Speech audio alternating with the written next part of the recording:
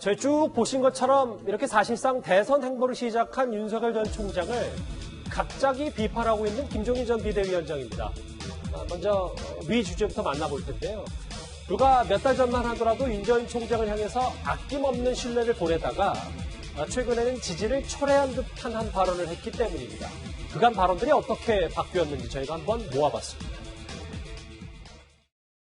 인간이 살아가는 과정에 별의 순간은 한 번밖에 안 와요.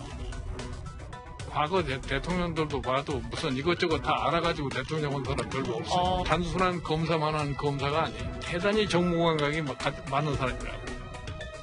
내가 윤석열 총장하고 관계를 가지려고 노력하는 사람도 아니에요. 내가 뭐를 바라보고서 내가 그런지 모르겠어요. 내가 윤석열이한테 삐져가지고서 뭐 어쩌다. 내가 우리나라 이 언론인들이 좀 한심하다고 생각해요. 윤석열 총장뿐이 아니고 확고한 무슨 기준을 제시하거나 그러지를 못하는 입장들에 있는 것 같아요. 별의 순간이라는 건 아무 때나 잡는 게 아니에요. 구장처장. 네. 이 내용 물론 전언이긴 합니다만 실제로 김종인 전 비대위원장이 동서양 예전이든 요즘을 다 봐도 동서고금을 막론하고 봐도 검사가 바로 대통령이 된 경우는 없다.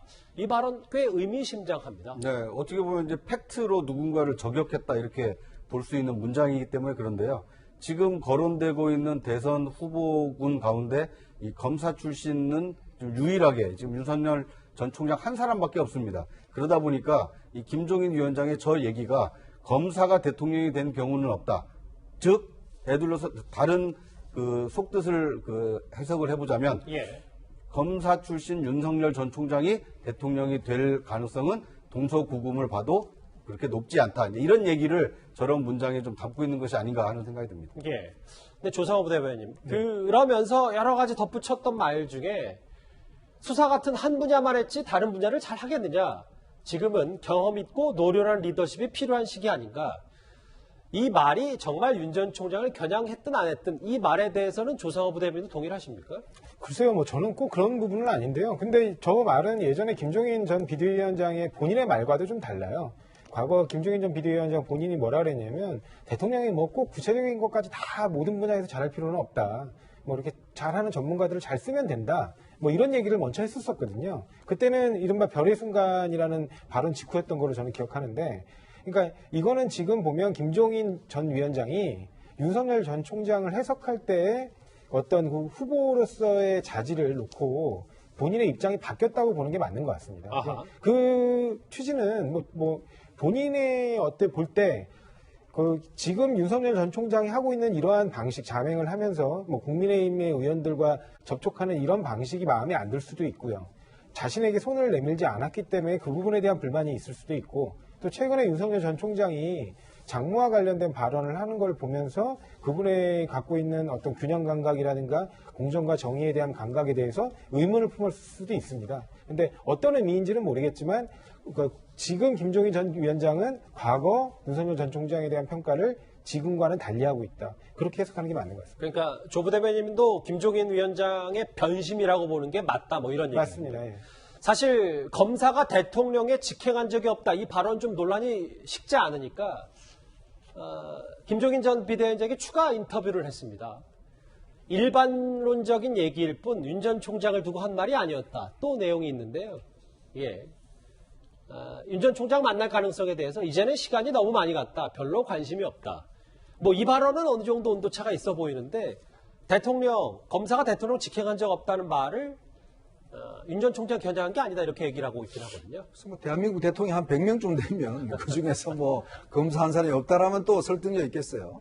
근데 대한민국 대통령이 지금 몇 명이나 됩니까? 몇 명 안 되는 분들 중에서 검사 한 사람이 없다 그러면 YSDJ야 처음부터 정치하신 분들이고 이제 노무현 대통령의 변호사 한 분들이고 문재인 대통령도 변호사 한 분 아니겠습니까? 이제 그렇다고 해서 검사가 대통령 안 되는 또 법도 없지 않습니까? 이제 우리가 일천한 역사인데, 더군다나 또 동서고금을 이야기를 하시는데, 전 세계 동서고금을 다 통계를 내보셨는지 모르겠어요. 그러니까 저는 이 말이 앞뒤가 좀 맞지 않다는 생각이 들고, 이제 그 말 속에 포함된 의미는, 결국 왜 나와 만나서 나와 함께 하지 않느냐? 결국 솔직하게 그 이야기를 하시는 것 같아요. 왜냐면 이제 4.7 재보궐선 끝난 다음에 윤 전 총장한테 전화를 해서 만나자 하다가 이제 그 다음에 좀 만남을 연기를 했지 않습니까? 아마 김종인 위원장 입장에서 보면 본인을 중심으로 해서 국민의힘과 함께 거기도 하나의 파트로 참여를 하고 그러니까 거대한 어떤 플랫폼을 만들어서 본인이 어떤 대선판에서 전체적으로 좀 이끌어가는 이런 모양을 이제 그렸던 것 같은데 그때까지만 하더라도 국민의힘은 아사리판이었죠. 본인 이야기대로. 그렇지만 지금 국민의힘이 경선 과정을 통해서 사실은 지금 뭐 이준석 돌풍이라든지 내부적으로 많은 변화를 일으킨 거 아니겠습니까? 그러니까 상황이 좀 많이 바뀌었어요. 그렇다 보니까 윤 전 총장 입장에서는 굳이 지금 김종인 위원장만 갖고 갈 수 없는 이제 그런 상황이 돼버렸지 않습니까?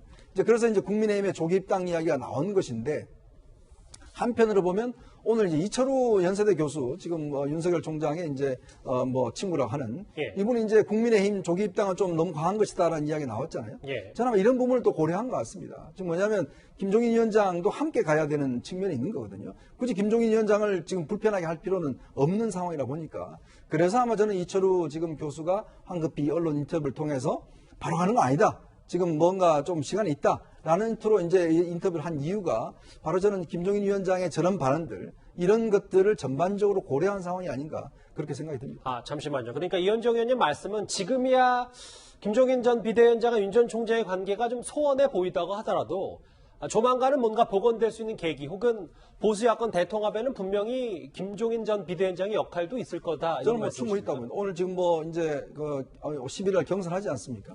거기서 어떤 후보가 될지는 모르겠지만 일단 이준석 후보 같은 경우는 지금 본인이 당선될 경우에 김종인 위원장을 모시고 오겠다라고 본인이 공언을 했어요. 이제 그렇다면 또 국민의힘이 어떻게 변화된 상황에 따라서 저는 윤석열, 김종인 이런 분들이 다 어떤 면에서 보면 하나의 플랫폼에 올라갈 가능성도 저는 충분히 있다고 봅니다. 예. 그런데요. 지금 국민의힘 내부에서도 윤석열 없는 윤석열 논쟁이 꽤 뜨겁습니다. 포문은 나경원 후보가 열었습니다. 김종인 전 비대위원장이 사실상 윤 전 총장을 배제했고 그걸 이준석 후보도 동의한 건 아니냐라는 의혹을 제기한 겁니다. 이준석 후보께서는 이 윤석열 배제론에 대한 김종인 위원장의 입장에 대해서 본인은 어떤 입장인지를 명확히 밝혀야 될 것입니다. 젊은 사람이 보면 뇌피셜이라고 하잖아요. 망상에 대해 가지고 제가 응답할 수가 없지만 제가 진짜 뭐라고 답을 해야 할지 모르겠습니다. 제가 정치 오래 했지만 이렇게 모욕적인 발언을 들은 거는 참 유례가 없다고 생각하는데요. 날선 공방이 꽤 끊임없이 이어졌어요. 장혜철 평론가님, 이 두 사람의 날선 공방 핵심은 결국 윤석열 배제론을 이준석 후보가 할 거냐, 나경원 후보가 그런 의혹 제기를 했고, 근데 이준석 후보가 뇌피셜, 그러니까 우리가 흔히 쓰는 그냥 본인 주장일 뿐이다, 망상이다, 이렇게까지 얘기를 하고 있습니다. 그런데 사실 이건 제 개인의 사견입니다만 윤석열 전 총장 입장에서는 이준석 후보냐 나경원 후보냐가 중요한 게 아니라 국민의 부름을 받는 게 중요한 것이거든요. 그렇기 때문에 최근에 부쩍 국민들을 많이 만나고 공개된 장소에서 지나가는 시민들이 알아봐도 개의치 않는 이런 행보들을 하면서 다양한 국민들의 목소리를 많이 듣겠다는 행보를 해나가고 있는 것인데 이게 마치 특정 후보에 따라서 윤석열 전 총장이 계산적으로 행동을 할 것이다. 정무적인 판단을 내릴 것이다. 이렇게 비춰지는 건 윤석열 전 총장의 진위가 아니지 않을까 제가 예상을 합니다. 결과적으로 본인이 입당을 하느냐 마느냐, 정치를 하느냐 마느냐는 국민의 부름을 받아서 국민의 이야기를 듣고 선택하는 부분인 것이죠. 네. 그렇기 때문에 이 당대표 후보들은 제1야당의 대표가 되겠다는 분들 아닙니까? 특정 주자인 윤석열 전 총장을 가지고 이렇게 토론을 뜨겁게 하기보다는 제1야당이 국민의힘을 어떻게 이 많은 국민들의 기대를 받는 당으로 바꿀 것인가? 어떻게 쇄신하고 변화시킬 것인가? 단순한 레토릭, 그냥 말만 하는 것이 아니라 실질적이고 구체적인 방법으로 당을 내가 이렇게 개혁하겠다, 당의 인사를 이렇게 바꾸겠다, 인재는 이렇게 발굴하겠다, 이런 부분에서 좀 더 뜨겁게 토론이 이루어져야 되는데 자꾸 특정 주자를 가지고 이렇게 토론이 자꾸 불거지는 건 그 특정 주자의 의도와도 무관한 것이고 제1야당 전당대회를 기대하면서 바라보는 많은 사람들, 특히 젊은 사람들의 의사와도 무관한 일이지 않을까 싶습니다. 지금 사실 이준석, 나경원 두 후보의 공방이 오늘 좀 더 번져서요. 화면에 보시는 것처럼 김종인 전 비대위원장과도 뭔가 약간의 공방이 오고 왔는데 오늘 나경원 후보가 소중한 우리 대선 주자들의 평가절하 하지 말고 더 이상 우리 전당대회에 개입하지 말아달라고 했더니 전화 인터뷰에서는 경선에서 밀리니까 별의별 소리 다 하는 것이다. 이렇게 김종인 전 비대위원장이 맞받아쳤습니다. 네, 김종인 위원장이 하나 더 공개하셨죠. 예, 나경원 후보가 문자 메시지를 보내서 선거 과정이니 이해해 주십시오.